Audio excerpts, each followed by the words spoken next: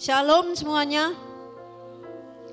Baik Bapak Ibu yang dikasihi oleh Tuhan Yesus Kristus, kita ada di minggu-minggu sengsara, di mana pada hari Jumat nanti kita akan ada ibadah Jumat Agung. Dan hari Minggu kita akan merayakan kebangkitan Tuhan Yesus. Maka hari ini saya akan mengajak kita untuk belajar dari beberapa firman Tuhan yang saya ambil di dalam Injil Lukas.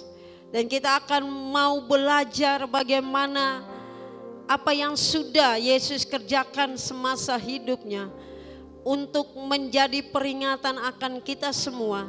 Dan kita melihat karya yang terbesar itu di dalam hidupnya. Kita mau lihat yang pertama, mulai dari Lukas pasal 22, ada beberapa ayat yang akan saya ambil sampai dengan Lukas pasal 24. Kita memulainya dengan Lukas pasal 22 ayat 39 sampai dengan 46. Di Taman Getsemani itu menjadi perikop.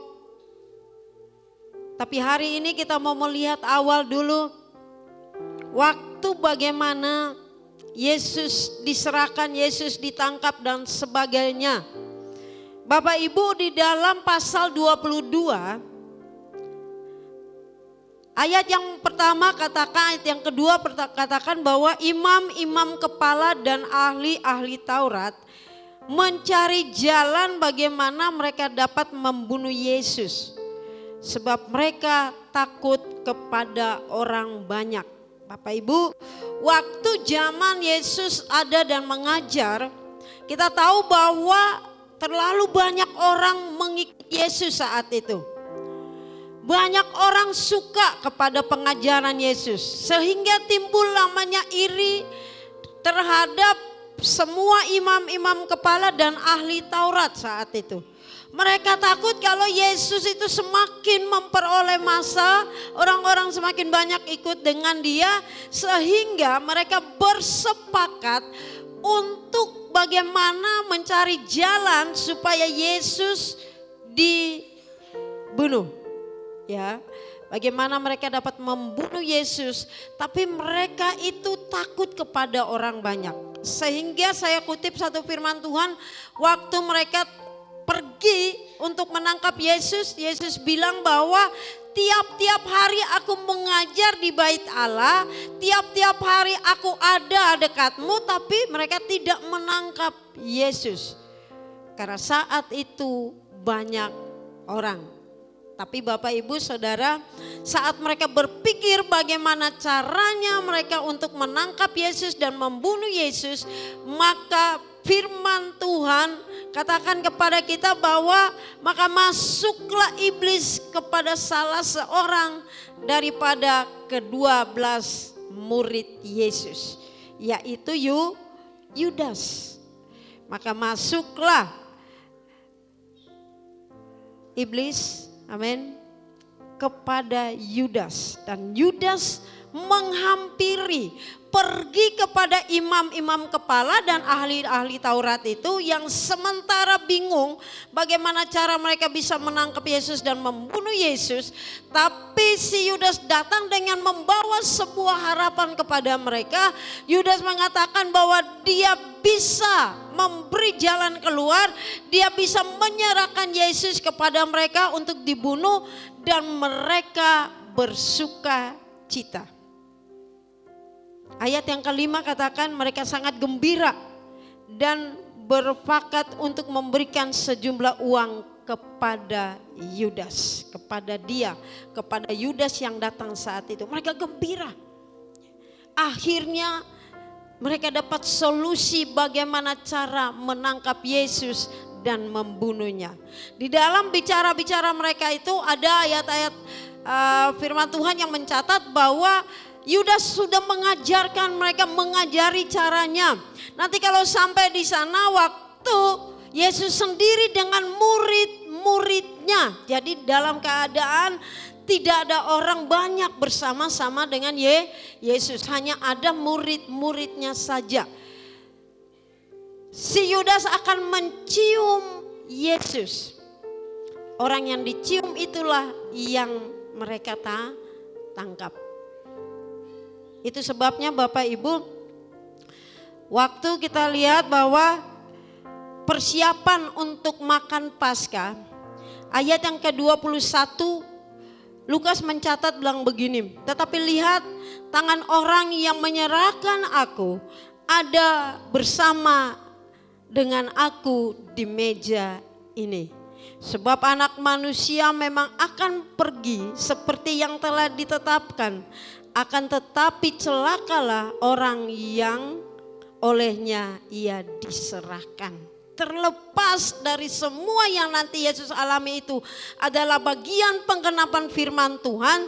Tapi Yesus sudah beritahukan kepada ke-12 muridnya bahwa akan ada yang menyerahkan dia.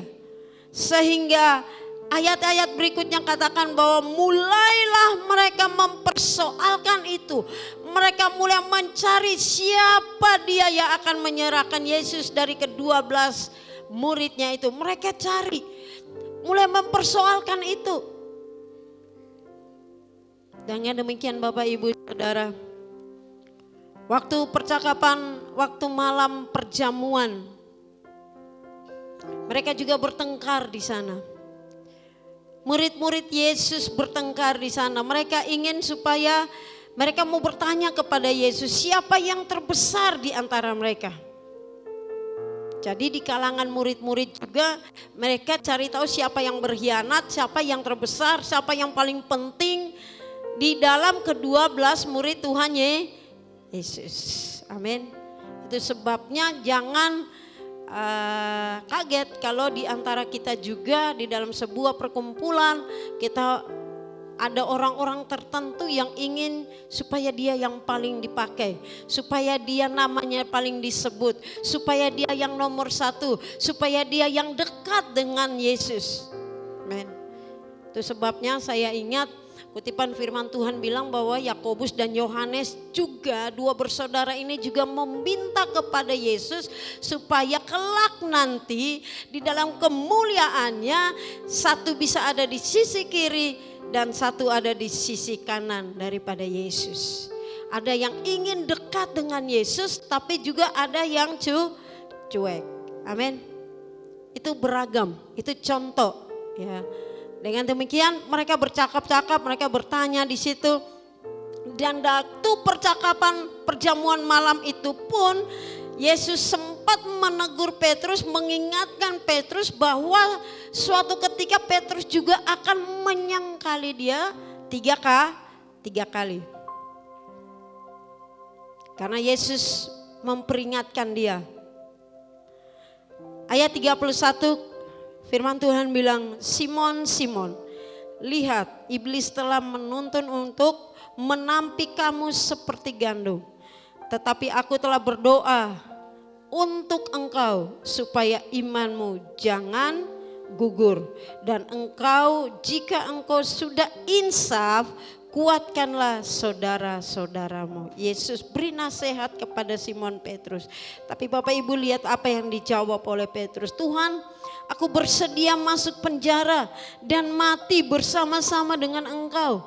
Tetapi Yesus berkata, aku berkata kepadamu Petrus, hari ini ayam tidak akan berkokok sebelum engkau 3 kali menyangkal bahwa engkau tidak mengenal aku.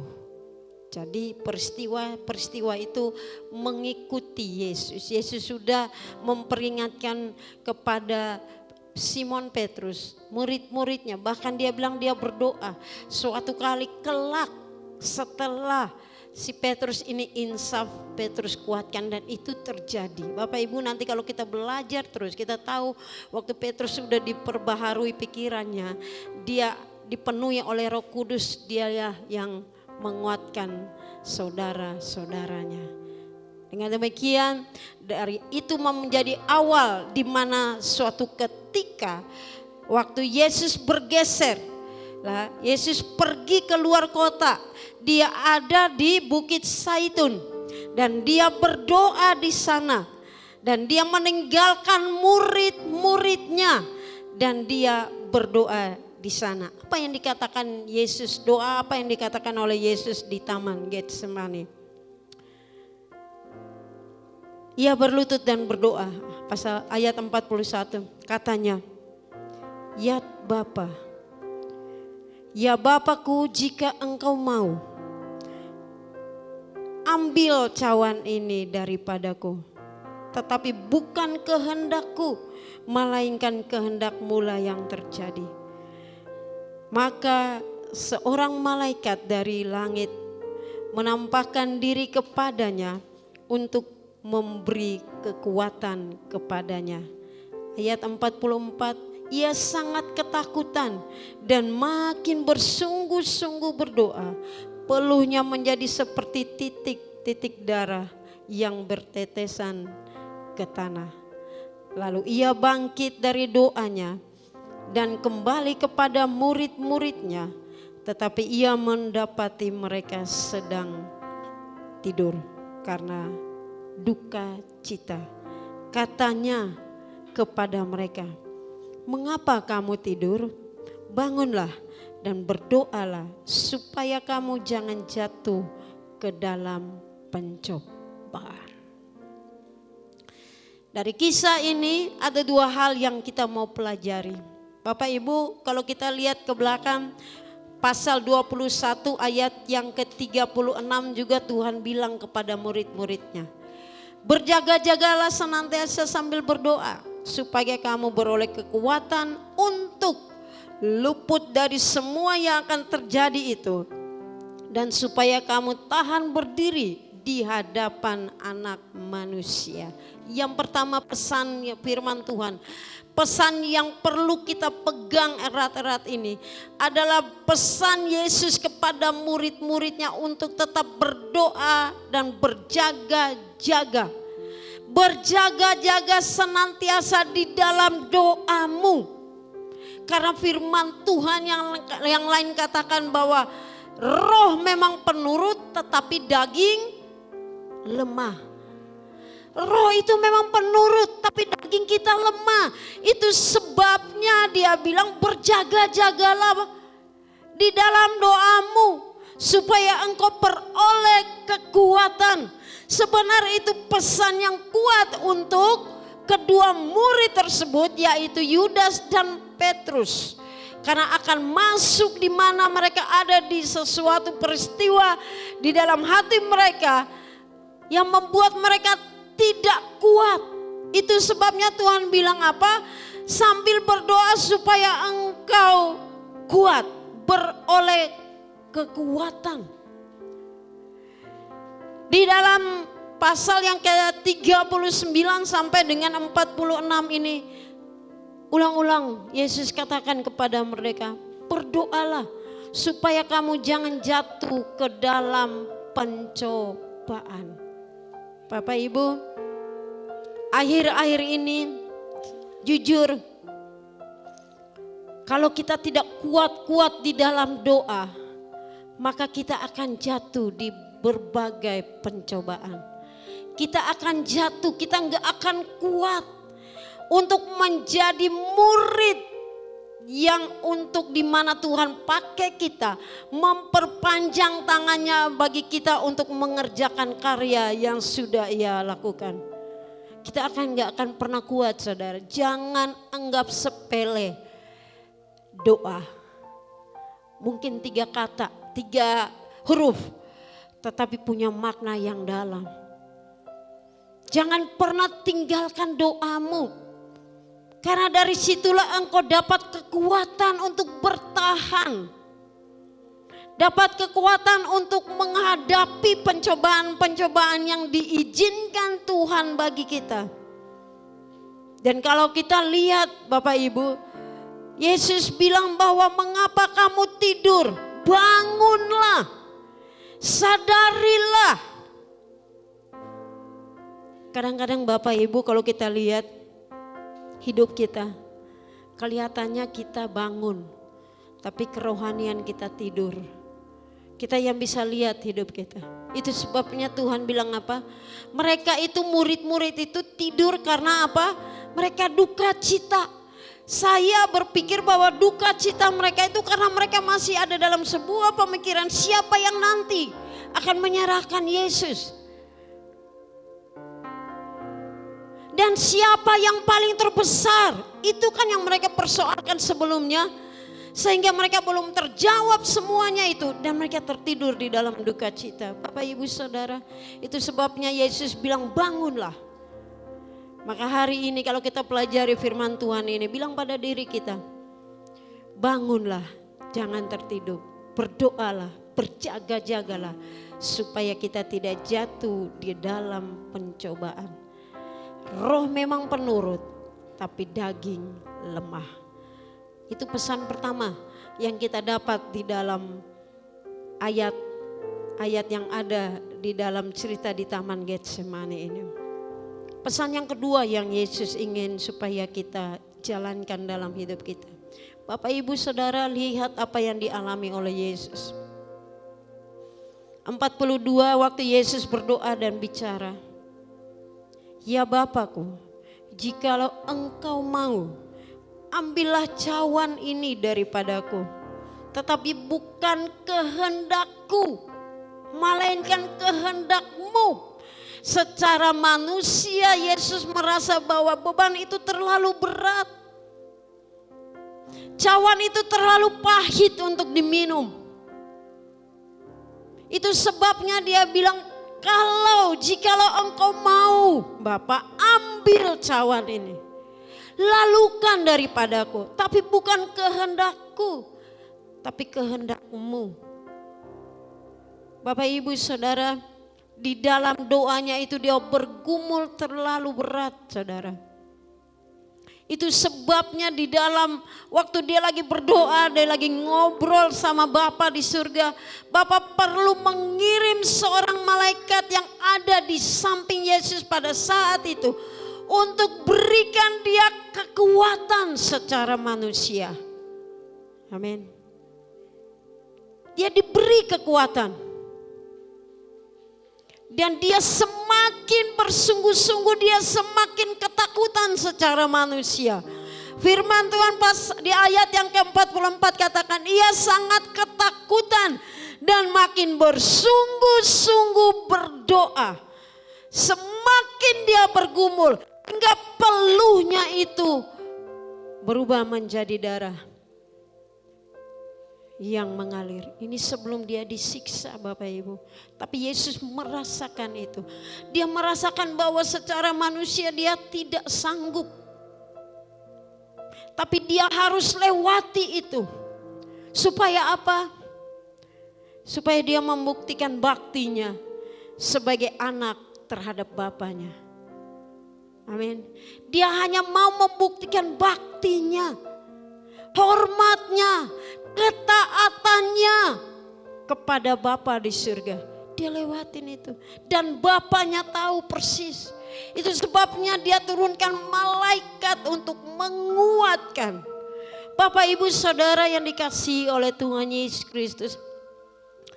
Mungkin pergumulan kita terlalu ringan, gak terlalu berat seperti yang Yesus alami. Kita mungkin bergumul hanya untuk satu rumah tangga, suami, istri, anak, untuk diselamatkan. Tapi Yesus bergumul untuk seisi dunia ini untuk diselamatkan. Karena dia tahu persis kasihnya begitu besar. Kasih Bapa itu terlalu besar bagi dunia ini.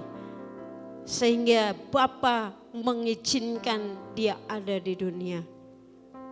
Tapi ketahuilah Bapak Ibu Saudara yang dikasihi oleh Tuhan Yesus Kristus. Seberat apapun pergumulannya. Waktu engkau berjaga-jaga di dalam doa. Waktu engkau berdoa, ketahuilah. Allah lihat dan Allah mengetahui kesanggupanmu. Apabila Allah melihat bahwa engkau tidak begitu sanggup, dia kirim malaikat untuk menguatkan kita. Amin. Hadirat Allah. Kalau sekarang gak malaikat turun lalu kita kaget, enggak.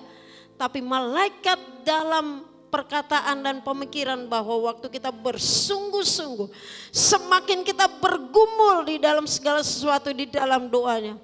Dan Allah melihat itu, dan hadiratnya menguatkan saya dan saudara. Amin. Amin. Karena itu berdoalah sampai engkau mengalami hadirat Tuhan. Kalau belum mengalami hadirat Tuhan, terus berdoa. Jangan amin cepat-cepat.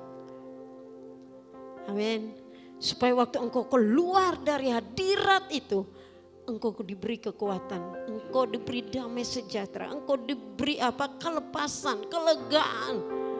Dan itu yang sudah dicontohkan.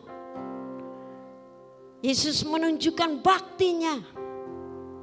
Bapak Ibu, kita ini anak-anak Allah. Amin. Tunjukkan baktimu. Yesus sudah mengerjakan semuanya. Bagian Yesus sudah dia kerjakan. Bagian kita melanjutkan apa yang Yesus sudah kerjakan itu. Mungkin engkau bergumul untuk keselamatan saudaramu, keluargamu, omamu, opamu, opungmu, engkongmu, atau siapapun. Dan mungkin engkau merasakan bahwa terlalu berat untuk dia diselamatkan. Bapak Ibu Saudara dengar, tidak ada yang mustahil bagi Tuhan. Terus bertekun di dalam doa, terus buktikan Bapa itu menyayangi semua umat manusia, sehingga anaknya juga harus punya hati seperti Bapa. Amin. Kalau kita berdoa untuk jiwa-jiwa, kalau enggak punya ada hati di situ, maka kita akan berdoa biasa-biasa saja.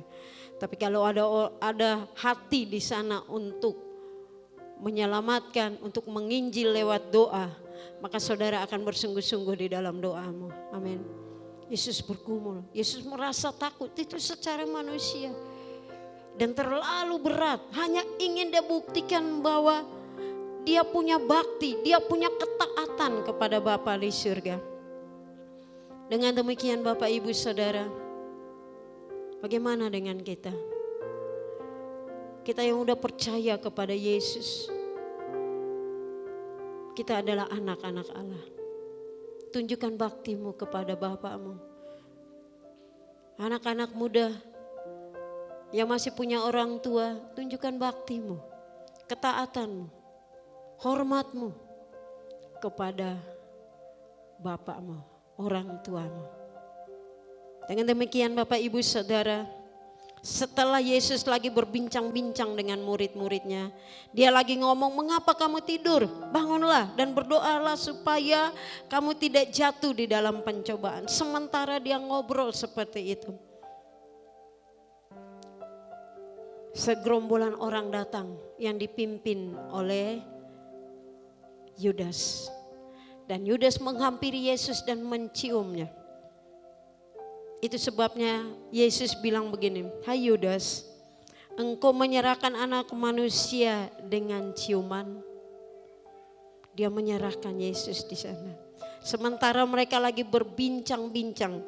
Dan kalau kita lihat, kita udah biasa nonton film ini dan kita lihat bahwa waktu orang-orang itu datang dan firman Tuhan, Yesus bilang kepada mereka, tiap hari aku ada bersama-sama dengan engkau.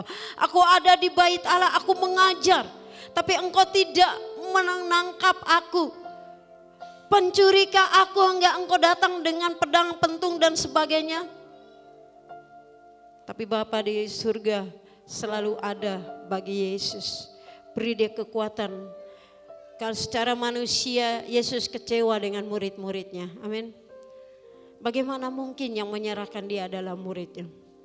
Bagaimana mungkin akhirnya murid yang disayangnya lah yang menyangkali engkau dia? Bagaimana mungkin waktu dia ditangkap, firman Tuhan jelas katakan waktu Yesus ditangkap semua murid-muridnya pergi, lari dan meninggalkan dia. Bapak Ibu Saudara, kenapa murid-murid saat itu melakukan seperti itu? Karena pikiran mereka belum diubahkan. Karena mereka masih berpikir bahwa Yesus itu hanyalah anak Yusuf dan Maria. Mereka masih punya pemikiran bahwa mereka menantikan juru selamat itu. Mereka masih punya berpikir tentang tradisi-tradisi yang lama yang kental itu masih mengikat mereka. Tapi bagaimana dengan kita? Bagaimana dengan saya dan saudara? Kita murid-murid yang sudah mengerti tentang firman Tuhan. Amin. Kita murid-murid yang sudah percaya bahwa Yesus adalah Mesias itu.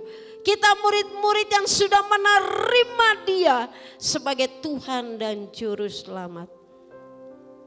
Itu sebabnya apa yang dialami oleh murid-murid ini menjadi peringatan akan kita. Jangan karena harta kita menjual Yesus. Amin. Amin. Yang sudah menikah belum tentu. Kadang-kadang khotbah orang suka bilang begini. Anak muda dengar. Jangan karena harta kamu meninggalkan Yesus. Siapa yang bilang? Ibu-ibu, bapak-bapak yang kerja di kantoran juga bisa meninggalkan Yesus karena harta.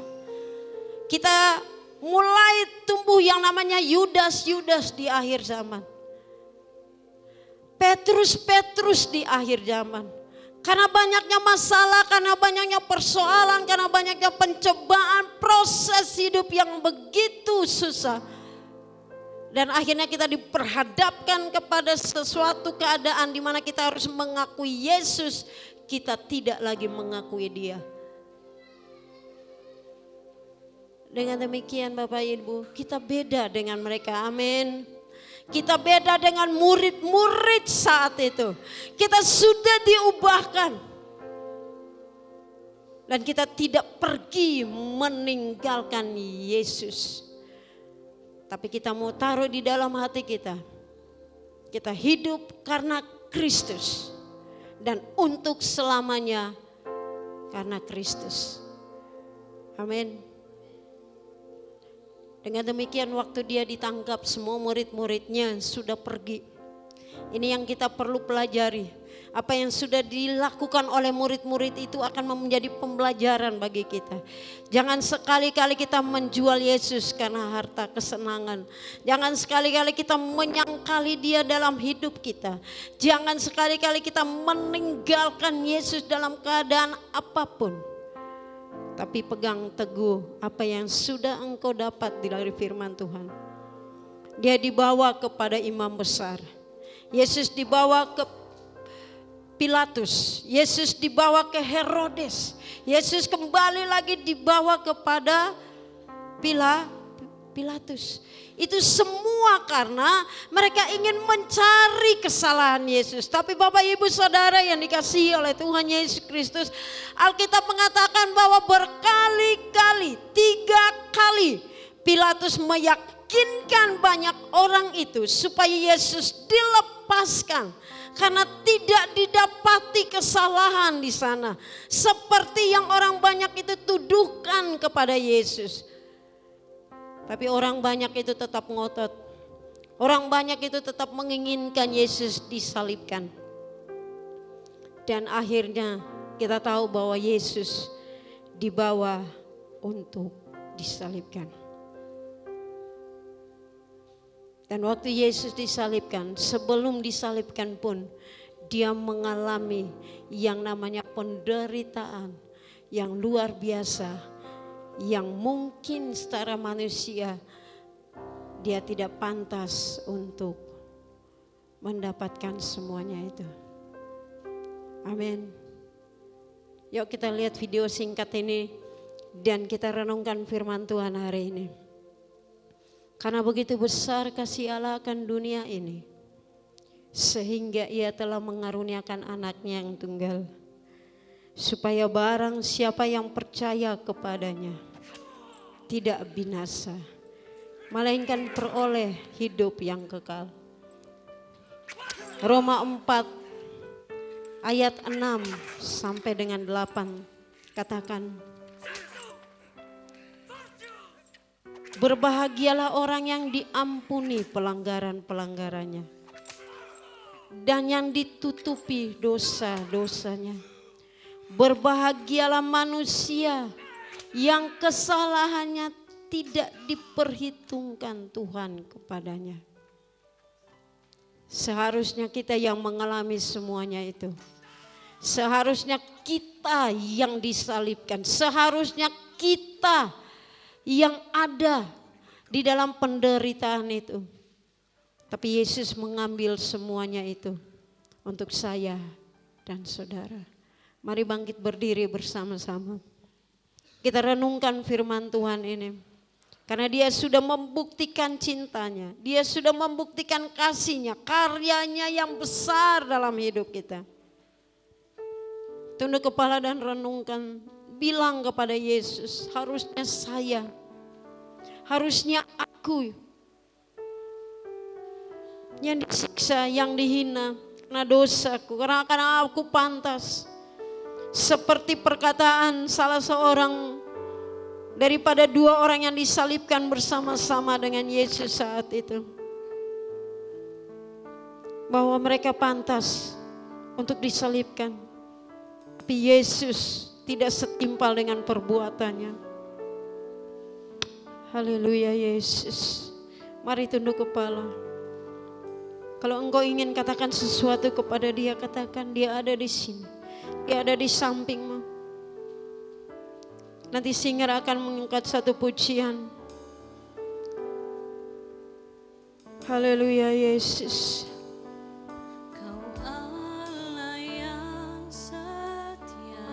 Mari kita merenungkan firman Tuhan. Haleluya Yesus, haleluya, haleluya. Kasih-Mu begitu besar bagi kami. Engkau rela disiksa, dihina, diolok. Engkau rela dicambuk, dipaku. Darah-Mu tercurah, tubuh-Mu dicabik-cabik hanya untuk saya dan saudara. Apa yang harus kita lakukan setelah ini, saudara? Beri hidupmu untuk melayani Tuhan. Beri hidupmu untuk memuliakan nama Tuhan. Beri hidupmu untuk melanjutkan karya yang terbesar itu. Haleluya Yesus, terima kasih. Mari bilang kepada Tuhan, Bapa, Engkau terlalu baik, Engkau terlalu baik. Kasih-Mu terlalu besar bagiku. Segenap hatiku menyembah-Mu Yesus. Amin Tuhan. Kami bersyukur padamu ya Tuhan hari ini.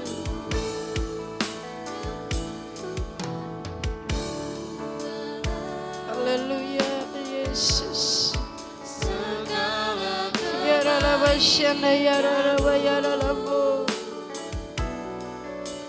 Terima kasih Tuhan.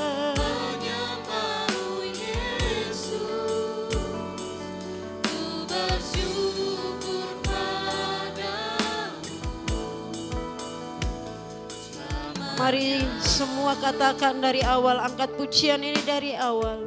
Angkat tanganmu, berserah kepada Tuhan, muliakan Dia. Katakan, Kau Allah yang setia. Haleluya, syukur bagimu ya Tuhan. Kasih-Mu besar Bapa. Amin, amin, amin. Terima kasih Tuhan. Haleluya, syukur Tuhan. Engkau harapan kami ya Tuhan. Engkau yang hidup Tuhan. Terima kasih Bapa. Yes, amin Tuhan.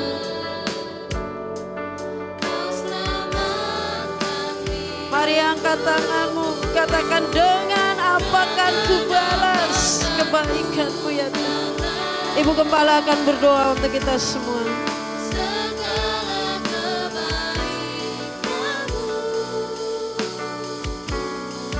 Segenap hatiku menyembah-Mu Yesus.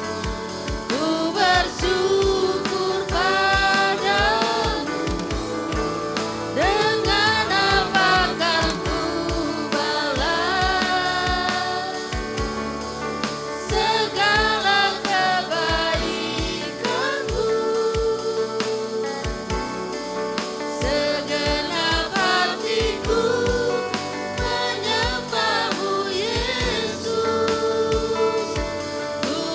bersyukur padamu selamanya.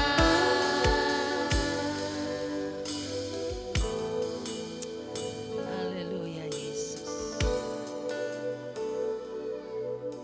Allah Bapa kami yang ada di dalam surga, kami bersyukur kepadamu Bapa untuk kasih setiamu. Kami bersyukur kepadamu Bapa untuk kerelaanmu mati di kayu salib. Menerima pukulan, menerima cambukan, menerima hinaan dan cacian, semuanya karena dosa-dosa kami. Kami bersyukur Engkau rela menanggung semuanya itu demi membebaskan kami dan menggantikan kami. Kami tidak sanggup untuk membalas betapa besar kasih-Mu bagi kami. Tetapi Tuhan, kami mau belajar untuk selalu mendengarkan suara-Mu, untuk selalu belajar taat kepadamu, belajar untuk melakukan kehendak-Mu dalam hidup kami. Ini hidup kami persembahkan sepenuhnya kepadamu. Jadikan kami alat-Mu. Jadikan kami jemaat-jemaat yang mau melakukan kehendak-Mu, yang mau menjadi alat di dalam tangan-Mu untuk memenangkan jiwa. Jadikan kami jemaat-Mu yang mau hidup dalam kasih dan kebenaran, supaya pada akhirnya kami siap untuk menjadi mempelai-Mu. Terima kasih Tuhan, terpujilah nama-Mu. Bapa, ini hidup kami. Kami serahkan hidup kami sepenuhnya ke dalam tangan-Mu.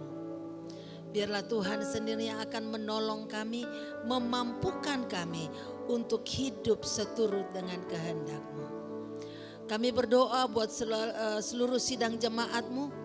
Ada banyak di antara sidang jemaat-Mu yang saat ini sedang mengalami sakit. Ada yang terbaring di rumah sakit, ada yang terbaring di rumah, ada yang sedang berduka karena kehilangan orang yang dikasihinya.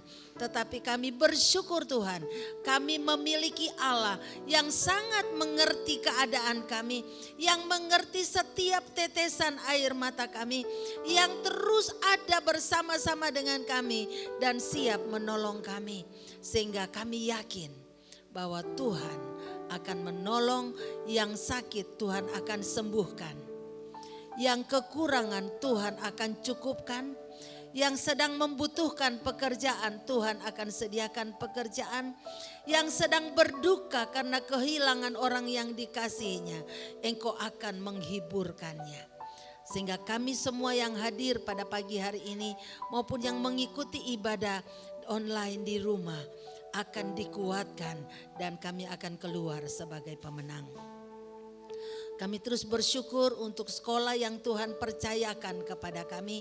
Kami berdoa biarlah Tuhan sendiri akan mengirimkan murid-murid yang Tuhan mau dididik, supaya mereka dididik di SD, di TK dan SMP Hosana. Kami bersyukur untuk guru-guru yang Tuhan berikan.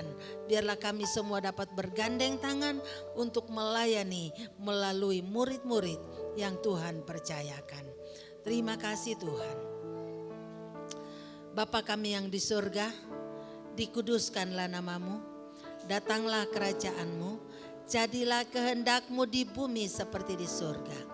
Berikanlah pada hari ini makanan kami yang secukupnya, dan ampunilah kami akan kesalahan kami, seperti kami juga sudah mengampuni orang yang bersalah kepada kami. Dan janganlah membawa kami ke dalam pencobaan, tapi lepaskanlah kami daripada yang jahat. Karena Engkau-lah yang empunya kerajaan dan kuasa dan kemuliaan sampai selama-lamanya. Angkatlah kedua tangan saudara di hadapan Tuhan dan terimalah berkat Tuhan.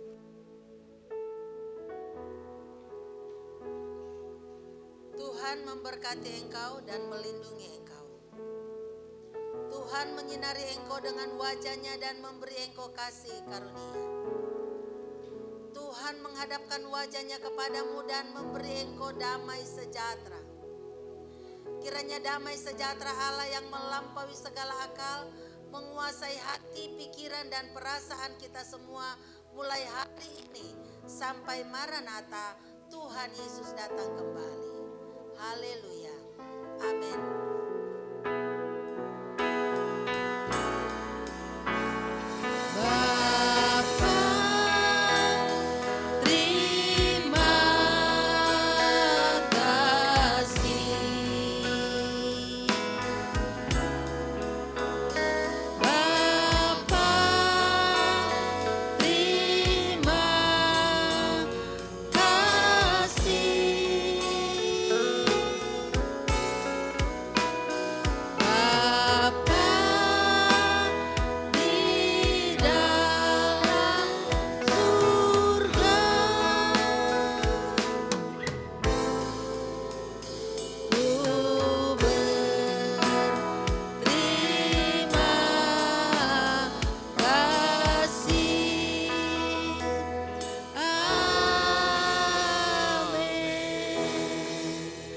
Selamat pagi, Tuhan memberkati. Silakan duduk.